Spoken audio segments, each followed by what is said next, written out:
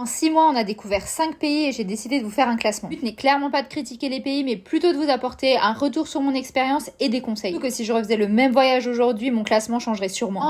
Sans grande surprise, le Japon, étant donné que c'est là qu'on a décidé de s'installer. Nourriture, sa tranquillité de vie, sa culture, ses paysages nous ont conquis à peine arrivés. En 2, le Sri Lanka. C'est une destination qu'on a rajoutée à la fin et heureusement car elle était incroyable. Le fait qu'on ait vu peu de photos et de vidéos sur les réseaux a clairement aidé car du coup on a été émerveillés du début à la fin. 3, le Vietnam, on y est resté 1 mois et demi et il faut avouer que la variété des paysages et la nourriture font qu'on adore ce pays. Le négatif, c'est qu'il commence vraiment à avoir un attroupement de touristes dans les villes. Qu'un conseil, éloignez-vous un peu quand vous le pouvez. En 4, et je vais en choquer plus d'un, ce sont les Philippines. Encore une fois, je parle vraiment de mon expérience personnelle. Mais uniquement la version carte postale, idyllique, et je suis un peu tombée de haut. J'ai trouvé qu'il y avait beaucoup de saleté, beaucoup d'animaux errants et la nourriture ne nous a pas vraiment régalé. Surtout, les logements étaient vraiment pas terribles comparés aux autres pays qu'on a fait pour le même budget. Donc ça reste clairement les plus belles plages et les plus belles eaux que j'ai vues de ma vie. Mon conseil, ça serait vraiment d'y aller avec un budget un peu plus élevé que pour les autres pays d'Asie du Sud-Est. En dernier, Taïwan. Alors que pour le coup, je n'ai rien à redire sur Taïwan. Plein de choses à découvrir, il y a un énorme contraste entre tradition et modernité, on a hyper bien mangé, peu connu des touristes. Simplement, c'est pas le pays qui nous a le plus dépaysé, mais pour 10 jours, je vous le conseille vivement.